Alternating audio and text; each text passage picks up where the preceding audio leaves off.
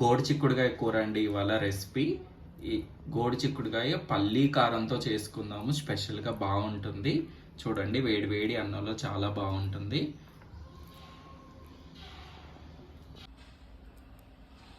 ఇలా చిక్కు తీసుకోండి. ఫస్ట్ గోడు చిక్కుడుకాయలు తీసుకున్న తర్వాత ఇలా పీచ్ లాగా వస్తుంది, అది మొత్తం చిక్కు తీసి పెట్టేసుకొని ఇలా కట్ చేసి పెట్టుకోండి.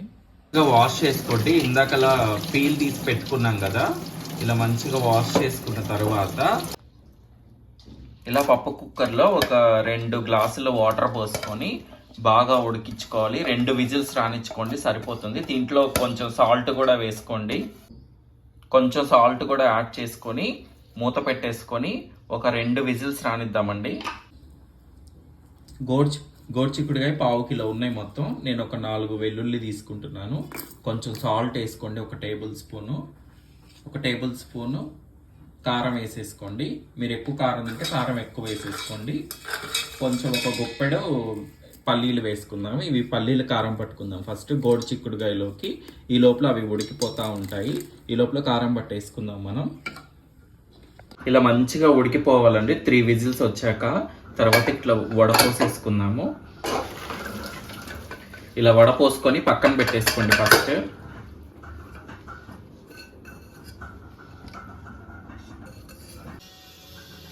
గోడు చిక్కుడుకాయ ఉడికి పక్కన పెట్టుకున్నాం కదా. ఇప్పుడు తాలింపుకు కావాల్సినవి ఒక ఆనియన్, ఒక పచ్చిమిర్చి చీలికలా కట్ చేసి పెట్టుకోండి. కరివేపాకు కొంచెం తీసుకోండి, ఒక ఎండుమిర్చి. ఇది ఇందాక చెప్పాను కదా పల్లీ కారము, అది మిక్సీ పెట్టుకొని పక్కన పెట్టుకోవాలి. ఇవేమో తాలింపు గింజలండి. ఇప్పుడు తాలింపు పెట్టుకున్నాము.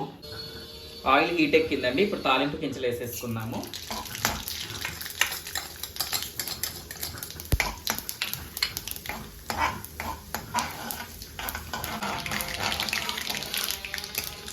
తాలింపు వేగిందండి. ఇప్పుడు ఆనియన్, పచ్చిమిర్చి, కరివేపాకు దీంట్లో వేసేసుకుందాం. ఇవి కొంచెం బాగా వేగాలి.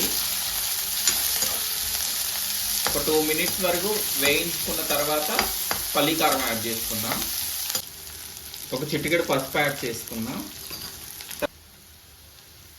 ఇవి ఆనియన్స్ వేగిపోయాయండి. ఇప్పుడు మనం ఇందాక ఉడకబెట్టి పెట్టుకున్నాం కదా గోడు చిక్కుడు, ఇప్పుడు దీంట్లో వేసేసుకున్నాము. తాలింపులో ఒక 1 మినిట్ ఇలా తిప్పుకోండి.